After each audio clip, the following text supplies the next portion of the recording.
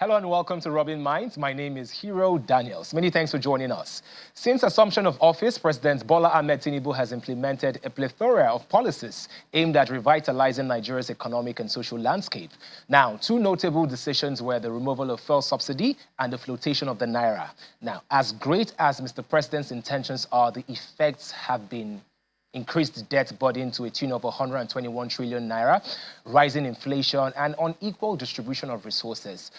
You would agree with me that fuel prices have risen faster than Ijebu Gari. The NNPC sells at 897 naira per litre, with many filling stations selling above 1,000 naira.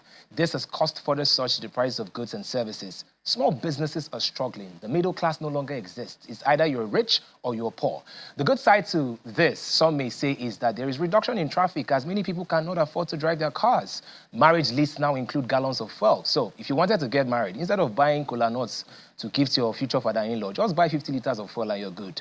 As Nigeria navigates this complex landscape, it is very crucial to examine the impact of Tinubu's policies on the country's growth, exploring both the successes and the shortcomings. So to discuss bad politics, to discuss President Bola Ahmed Tinubu's policies and the growth of Nigeria, I have with me in the studio a business strategist, Oluwashino Akinremi. Welcome to the program.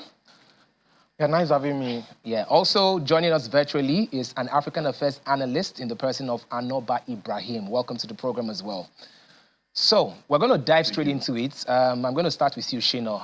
Okay. Where are we as a country? You know, we've seen a rise in inflation. We've seen a rise at the fuel prices.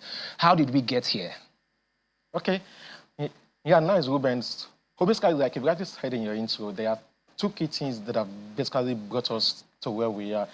In as much as these two policies are needed by Nigeria as a country, however, I think we should understand the important thing we should be looking at is, are we ripe for those policies?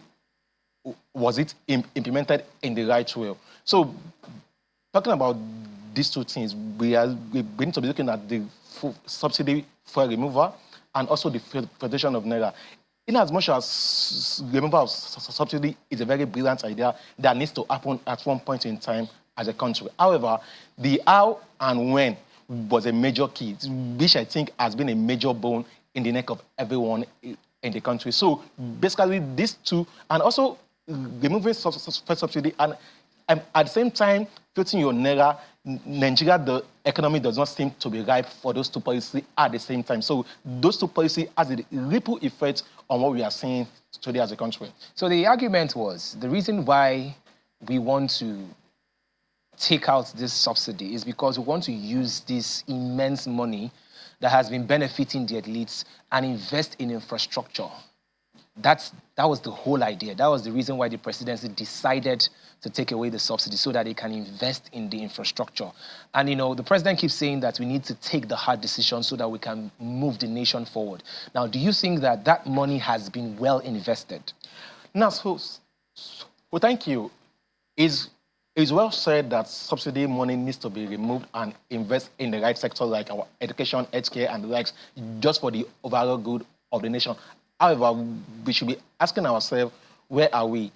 What has been done? Recently, there has been a lot of issues there and there around where the government still paying subsidy. So the question is that there is a lot of unclarity, uncertainty around this whole subsidy issue. And also, the transparency by the government around it is a key factor, so which has kind of played a major role as to how the citizen perceive what's going on. So one thing is that policy might be good, policy might be right. The question is, how are these policies being communicated? How are they being implemented? What's the posture of the government in ensuring that the citizens are on the same path with them? Making a decision is part of every country that need to make. But the question is that how are those decisions being taken? What's the transparency of the government around those making decisions? I think though these are some of the few concerns that we need to look at. Let's hear what Ibrahim has to say. Ibrahim, what are your thoughts on President Ahmed Bola Tinubu's economic policies? Thank you, Hero. So it's not too much of a rocket science that subsidy at some point had to go. I think what is now a question is, it's been how many months now since the removal of subsidy? what we need to ask ourselves, and of course, Mr. President, is where are those monies that were saved, apparently? Where are those monies? Because they were supposed to be reinvested into the economy, into infrastructure, into healthcare and education. But I do not think Nigerians will be asking too much questions if we are visibly seeing the effects of those saved money. So if the president will be able to tell us how much has been saved, in what way have those been spent judiciously, I guess it's going to offer some succor to Nigerians. But if we cannot see that, then I think it's going to be a problem regarding how efficient has the removal of subsidy been. But also, what about the palliative that were said to be given to the states or to some leaders across the country to ease the pressure on Nigerians? I do not think many of us will agree that those palliative have gone to where they should go. If anything at all, we've had numerous stories about the politicization of those palliative measures. And as much as the spotlight is on the president as well, I think the governors also need to be asked many questions because, I mean, there are numerous measures within each state government strategy book that is supposed to alleviate or ease many of the problems we are seeing now that the subsidy has been removed. So as much as we want to blame the president, I think the governors also need to look clearly at themselves. All right, and that was a very well put together thought. I would just want to speak to another analyst. Joining us is a policy analyst, Chike Chude. Welcome to the program. So, Chike, I'm going to dive in head straight. I'm going to dive in head straight. You just heard Ibrahim say that the removal of subsidy wasn't really the issue. The issue is how has the money that has been saved been implemented. In fact, if there's anything, our debt profile has actually gone up to 121 trillion naira as opposed to going down. So what do you make of President Bola Ahmed Tinubu's economic policies? The removal of the subsidy is a problem. I respectfully disagree with my colleague at the other end. It's a problem, and that is the opinion of most Nigerians. And that's why a lot of Nigerians are saying, that there should be a reversal. And again, don't also forget that when the president made that statement, subsequent revelations have showed that the president, that the APC, what they had in mind was not that level, that removal of the entire subsidy regime, whatever it was at that time, that it was supposed to be done in phases. But the president, perhaps carried away by the moment, announced, removal completely. Now, you ask yourself whether a lot of thought had went into this before the president made that statement, because you're talking about policy, a very serious, policy decision. Now, when policy is being made, there is a basis for that. You must have looked at it in so many ways, and looked at the pros and cons, the downside and then the upside and the rest, and then on that basis you make your decision. And so, for the president to have just gone there and then just made that statement when it was not something that was agreed, that led to.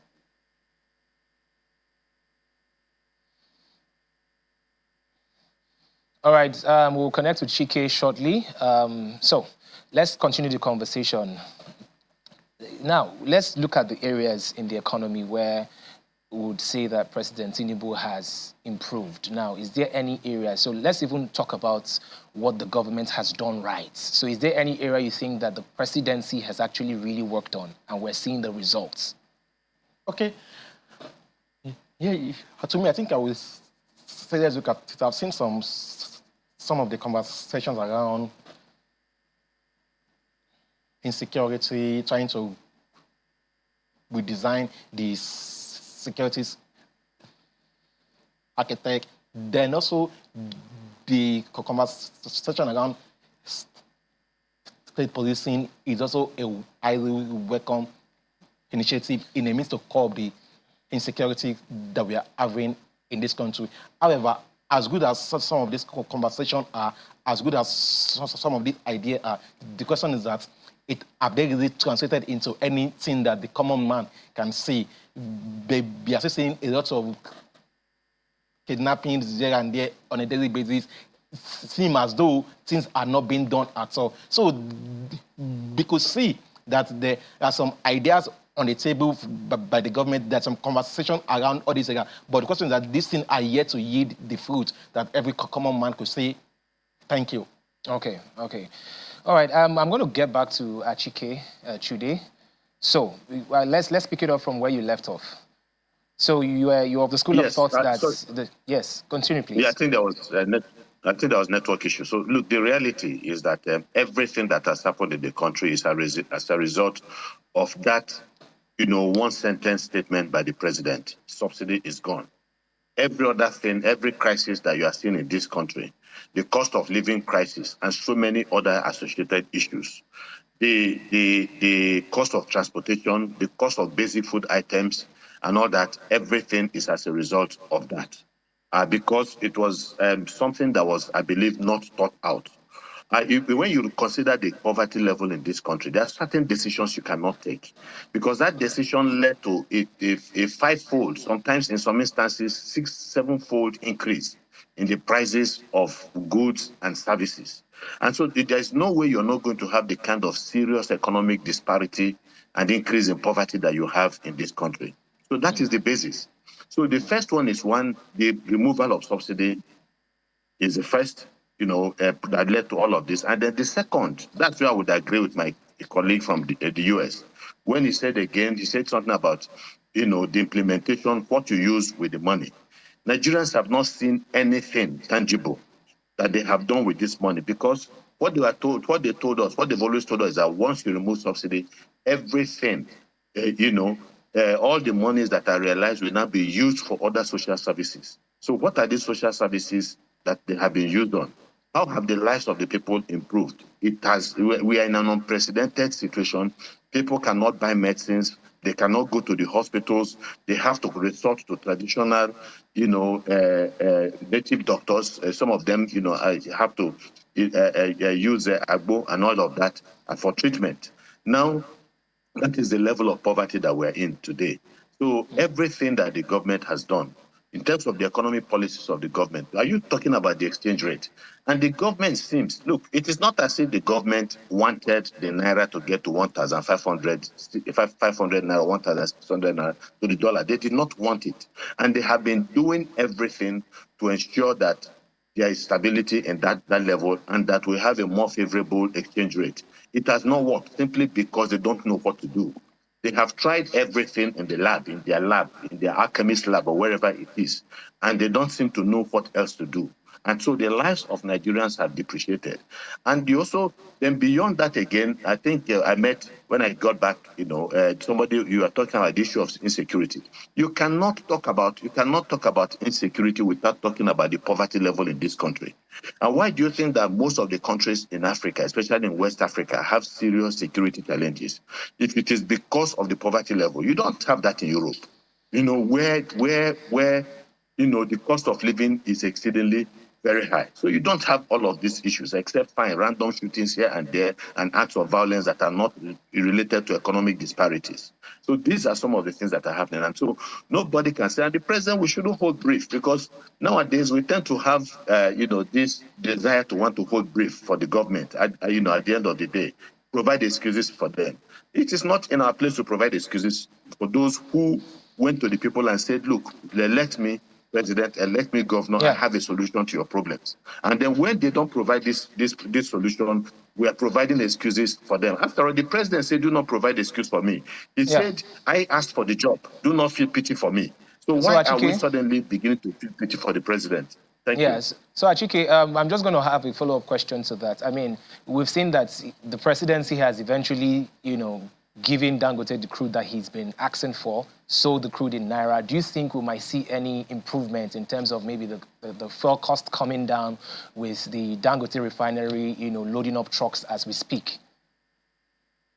There's too much controversy attending the Dangote refinery, too much controversy, where you have, government agencies trying to undermine one of the biggest investments in the history of this country that is supposed to have helped provide some kind of level of cushion for the country if they become operational.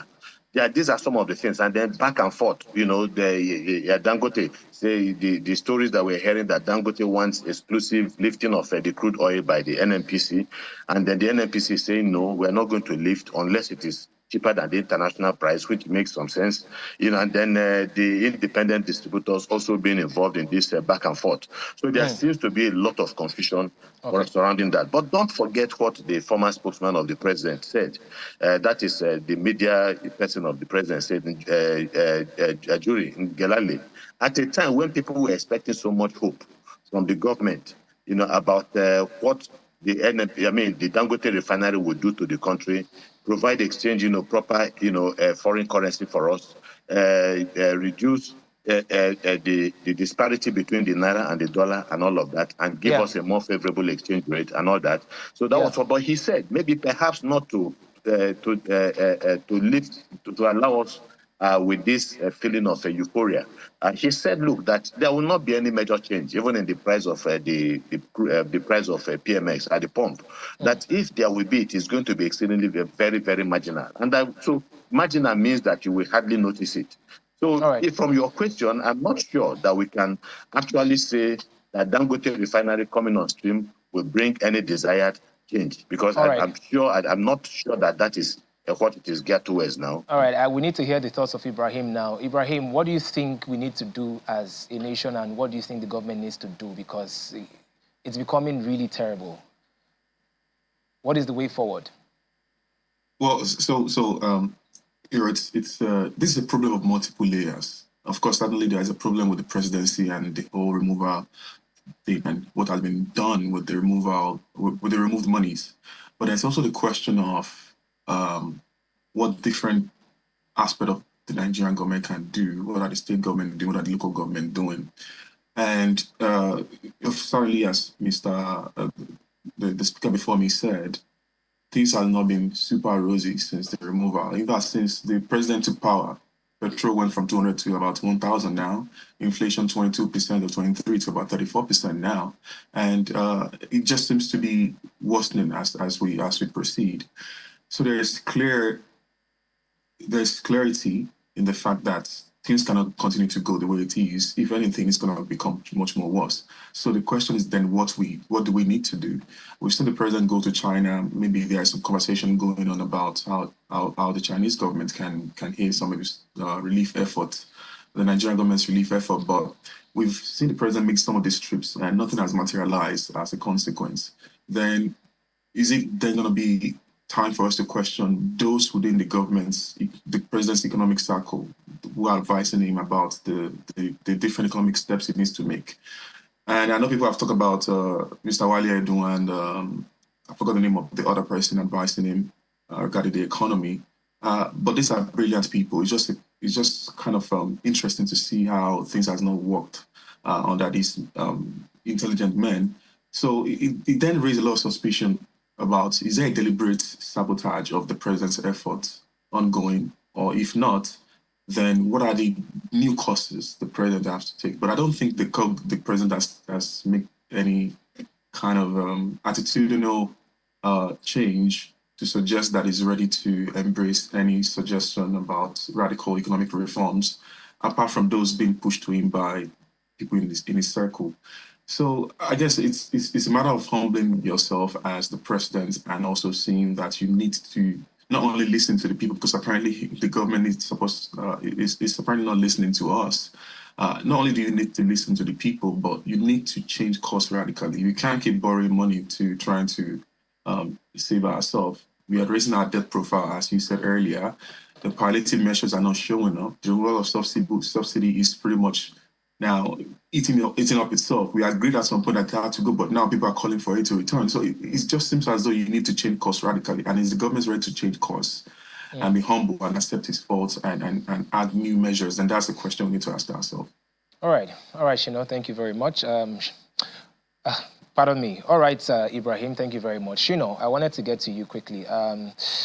It's terrible. In fact, recently, the Lagos state government had to increase the boarding fees from 35,000 to 100,000, and a lot of people are having an outcry about it. What do you think we can do, especially to the areas that affect our young ones, like education and so many other things? What do you think the government needs to critically do to make sure that the young ones don't suffer? Yeah, I think one thing that we need to first ask ourselves is that we need to basically go back to what led us to all this. like you've established, subsidy removal and flotation of the currency. So we need to go back to the major one for me, which is the subsidy removal. The government needs to complain. There needs to be a lot of transparency and clarity and proper communication.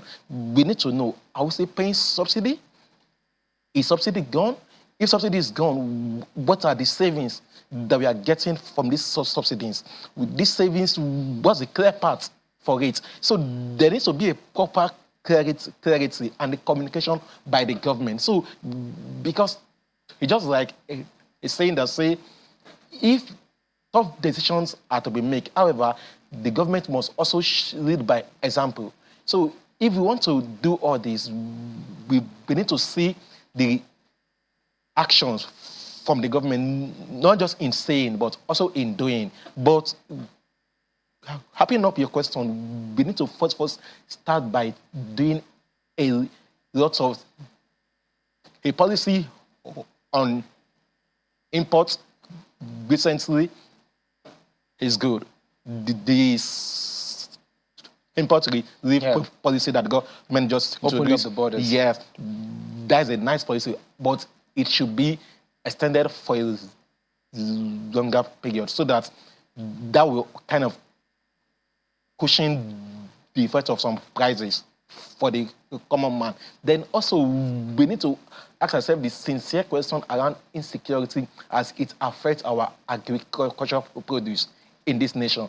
We need to be clear, because once we eradicate the insecurity affecting the agricultural produce, that will have a huge relief on our inflation number. Yeah.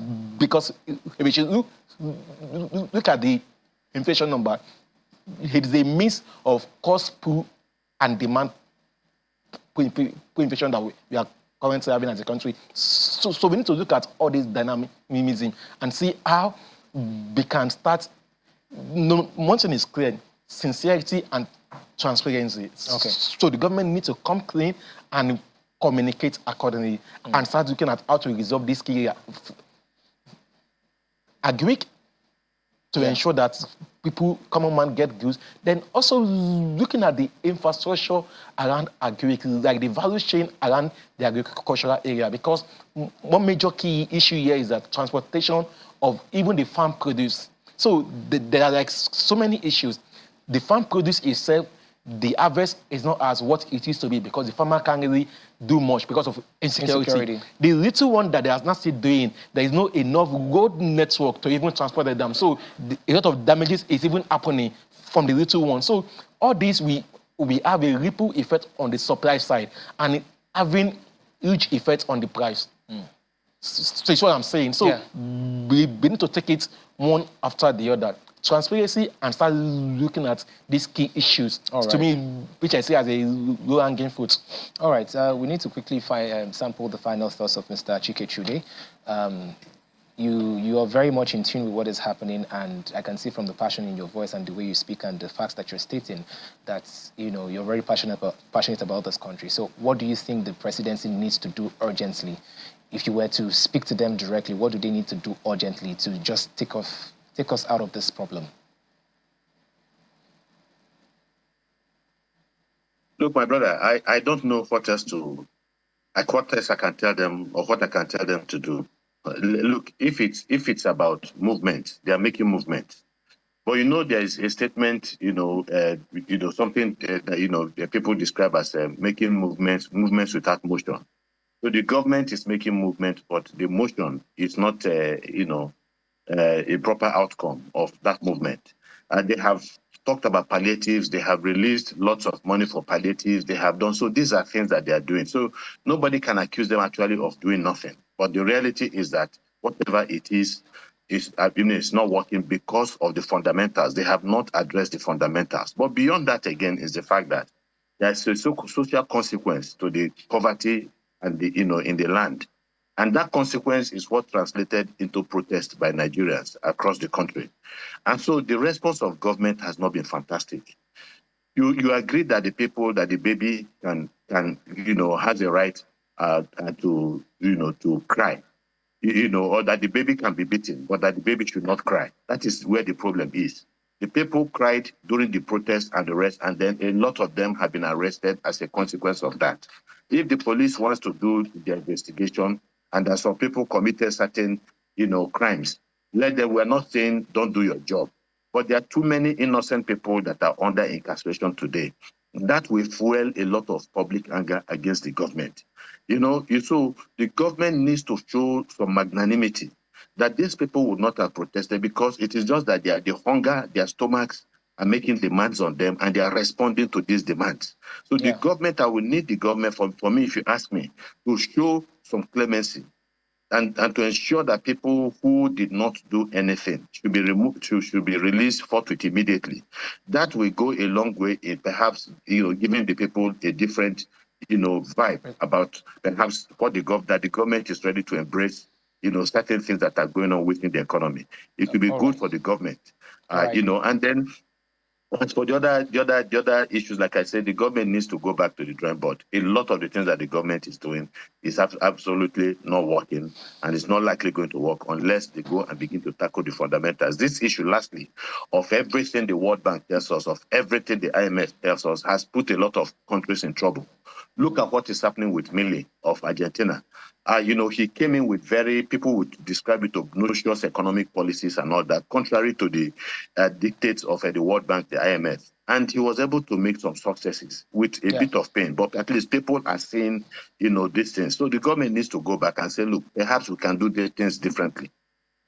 Thank you very much, Achike Chude. Thank you so much, Oluwashino Akinremi, and of course, Anoba Ibrahim, for coming to the program. Thank you very much. We're going to take a quick break. When we come back, Rubbin Mind continues. Welcome back to Rubbin Minds. Before we went on the break, we were discussing President Bola Ahmed Tinubu's policies and how it's affecting the growth of the country. Right now, we want to delve into an industry that, despite every single thing, despite every single challenge that they've experienced, they've managed somehow, the people in the industry has managed to thrive, and that is the entertainment industry. We're going to be discussing Afrobeats in particular, the music industry. We've seen our artists winning the highest awards at the highest levels, from Grammys, even down to obviously the Headies, in our local, in our country. And you just really want to talk about the evolution of the Nigerian music. And with me, I have a culture consultant who is an expert and an authority in the music business, Jide Taiwo. Welcome to the program. Oh, hi. Thanks for having me. All right. So, good to be here. Yes. Let's talk about Afrobeats. I'm just going to jump heads in. Yeah, yes. You've seen so much growth in such a short time, and it's almost unbelievable. In fact, Afrobeats is considered African music, and of course it originated from this country. Even other people from other countries that are not obviously Nigeria are flying the Afrobeats flag, and the whole world recognizes Afrobeats. How did we get here? I mean, it's the combination of many years and many people and, many careers, This current space, and I like to think of it as contemporary popular music, right? When D'banj or Two-Face were making music, they still make music, but, when they were at their peak, their music wasn't necessarily called Afrobeats, right? So this Afrobeats era that we're in now is a result of many years of people, as far back as the mid-90s, folks like Kenny Ogungbe, who used their TV platform to give voice to an emerging generation of Nigerian, youngsters who wanted to make music. So now that you have this global acclaim that Afrobeat is enjoying now, it's important to also remember that it's a result, it's an evolution. This is the latest evolution of that thing we've been doing for many years. But it's heartwarming, and like you mentioned in your remarks, despite whatever is going on in Nigeria, the entertainment, the music, the film, entertainment in general, the culture scene in general, appears to always be that thing that Nigerians can lean on, whether for good or for bad. If you're upset, you listen to music. If you're happy, you listen to music. And it's heartwarming to see all of this progress being made. All right. So what would you say has contributed to the popularity of the genre now? Globally? The time was right. And the combination of many things. So where we had maybe 10 people who could make music in the mid-90s, by the mid-2000s, we probably had 50. Now, in the 2020s, we have countless. And the barrier of entry is kind of lowered. You know, you don't need to pay for an 8-hour studio session, which was the thing some 20, 25 years ago. For you to record a proper song or track, you needed to lock yourself up in the studio and get it done. Now you can do it under your staircase, right? The explosion of social media has also helped. But most importantly is the relentless Nigerian spirit. There's something about us that just gives us that drive.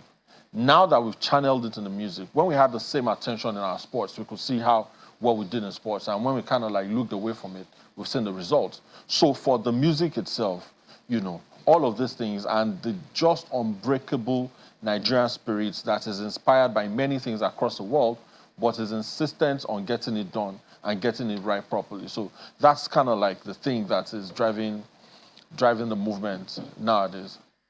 All right. Also, I was in India last year, and I noticed that because I was hosting Zee Cine Awards, it's a big award show in India, and then somebody just walked up to me and started singing, "Baby, Calm Down." So it was the biggest song in India as at 2023. Right. Because how did that happen? Like this is a country that they don't even speak English as a major language. You know, there's Hindi that is a major language there. So how is it that we've been able to cross the borders that way? By just grinding and doing our things. It's funny that you mentioned India. My mother remembers Love in Tokyo from the 60s and 70s. You know, we are not Indians, but somehow that crept into our space. It's kind of like how the music itself has gone towards all parts of the world. But it's important that it's not just an accident, right? The music is enjoyable, right? Nigerians are charismatic, and it's almost a given that if you listen to a Nigerian song, either by paying attention to the melody or we just beat you over the head with it until you get it, it's that irresistible feature that Nigerians generally have. So when you go to places like India, and we've yet to crack those parts of the world, you know, we have yet to cross into Korea. It's unimaginable what awaits us when we're able to make all of this, you know, inroads into places apart from the US and Europe. All right. Now there's an ongoing conversation that as much as we're happy with the growth of Afrobeats, that we're losing our structure in terms of we're losing the power to own our catalog, as most of our big artists are being bought over by the Universal Musics. And so practically we enjoy the benefits of being global, but some heavyweights in the Western world are claiming ownerships to our catalog and our music, which will be a problem in the future. What are your thoughts on that? I mean, it just means that we have to put our money where our mouth is, or put our monies where our dancing shoes are, right? I mean, if I'm a Universal and I've invested X million of dollars in artists A, B, C, D, right? Of course, I want to own that. What that just means is that the music industry itself, you know, now in Nigeria, Nigerians have to build something that is worth staying at home for, right? I mean, if all of these majors own all of this publishing, and I was in a conversation a couple of days ago, the biggest artists in Nigeria, their catalogs are owned by foreign entities, right? But that means that there's an opportunity for local investors. Yes, we've tried. It's kind of like how it says in the Bible, hitherto we have gotten this far, right? We've built it up until this point. To scale, we need to make commensurate investments, you know, as the Universals, the Empires, the Def Jams, all of these people are doing. Otherwise, we'll see what happened in the 90s. At some point, all of these majors, Sony, Philips, all of them just upped and left, right? And then that gave birth to the Kennys, the Dove Records, to all of them. That's what we need to build in the second phase of Afrobeat. So it's crucial that people in business, it's crucial that people in government that can make policies look at entertainment as important as the oil sector, for instance, because it's creative. It's a creative industry, and we've seen how much it can generate. The Taylor Swift concert tour in the UK was said to have added about 200-300 million to the London economy. Those are things that are mind-blowing if you see it happening abroad, but those are things that can happen here.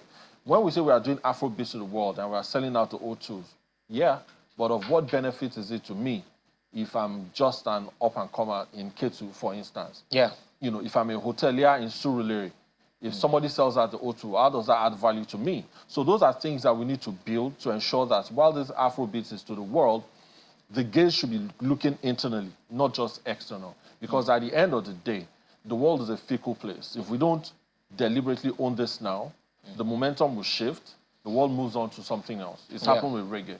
It's happening with reggaeton.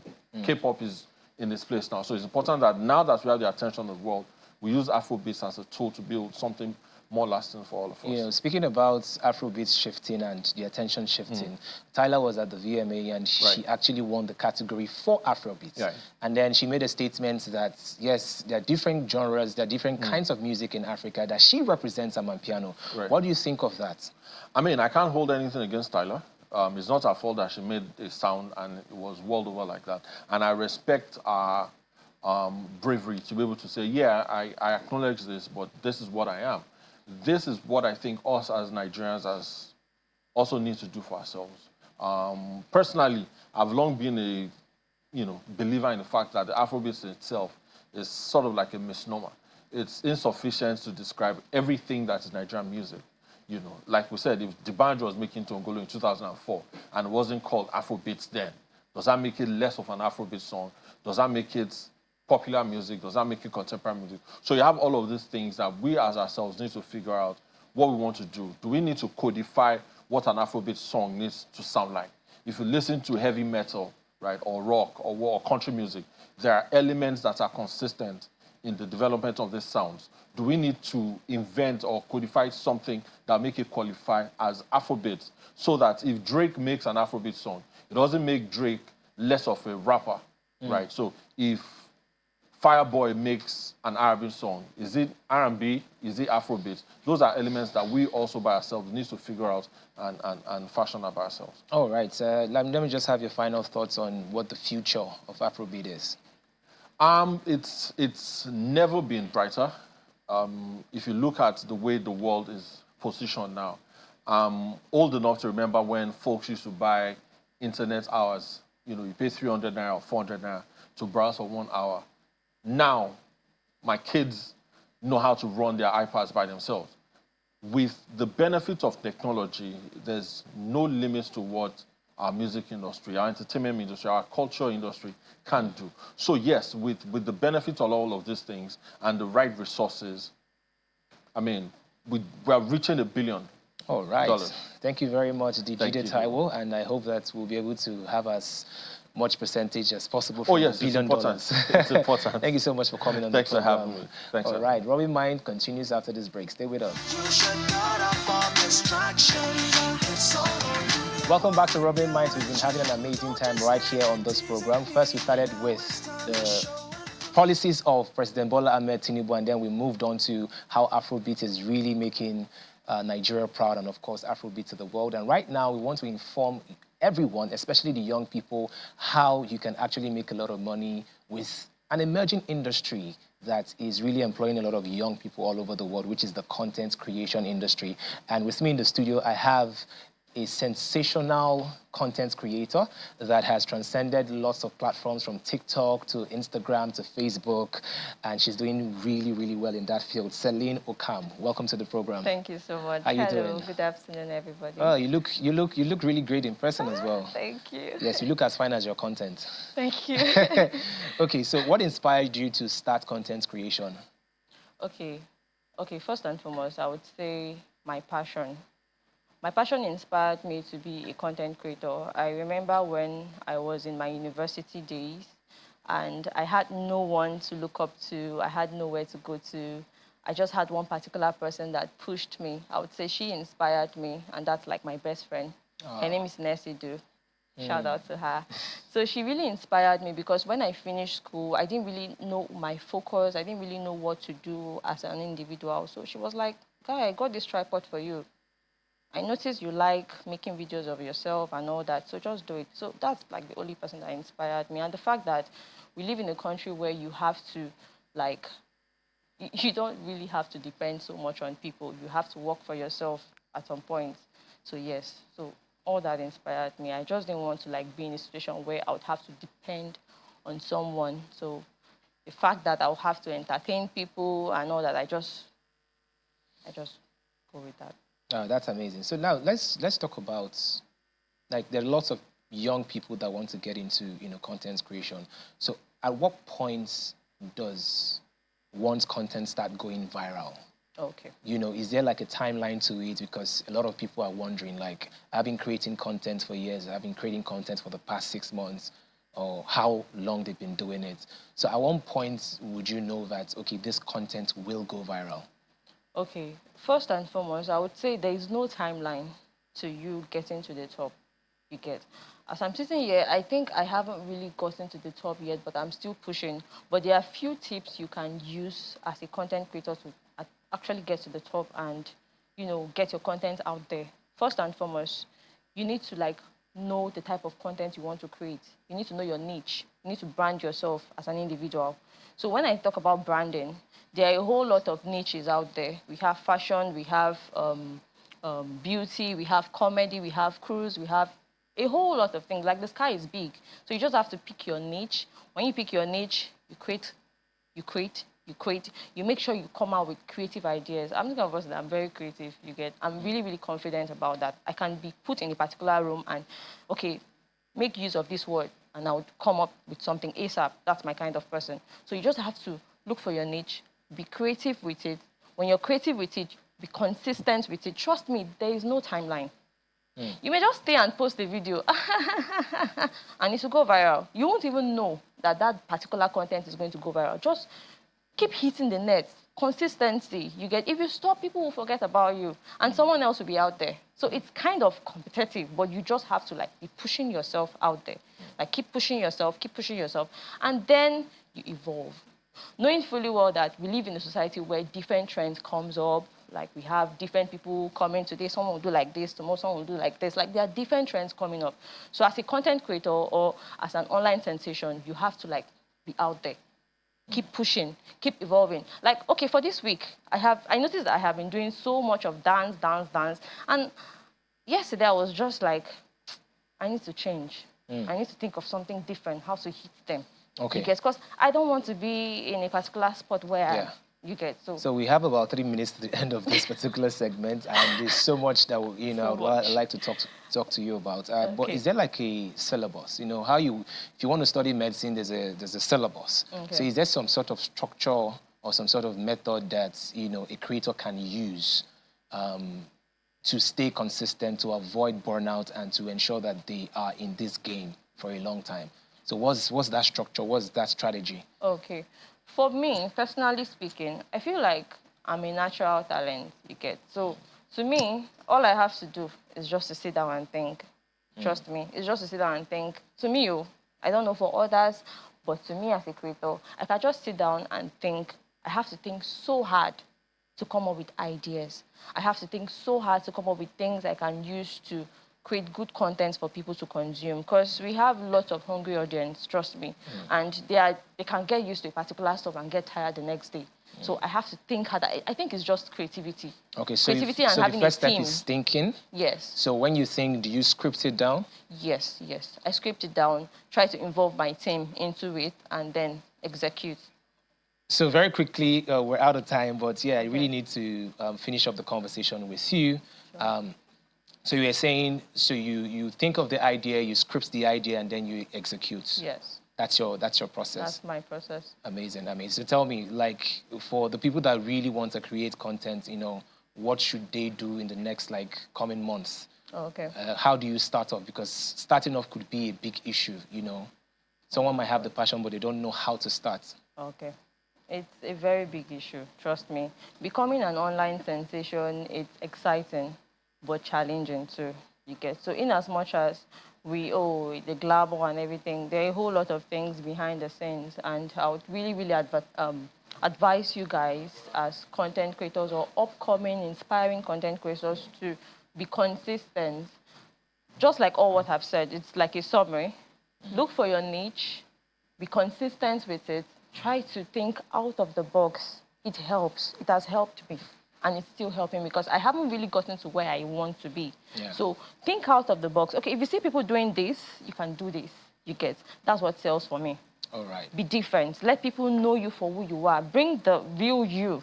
I know some people have these privacy rules and all that, but at least let people see who you are through your content. You get, be consistent. Just keep doing your thing. People are watching. You get, I didn't know I was going to be here. People are watching. People are watching. Just keep being you. Keep doing your thing. You're going to spend money. Just know you're going to spend money to make money. You're going to spend money, but you need to make sacrifices. You need a team. You need people you love around you, because sometimes it can be depressing, honestly All speaking. right. Thank you very much for coming on the program. We've had such a fantastic time on Rubbin Minds. My name is Hero Daniels, and still I catch you next week. Same time, same station. Have a good day.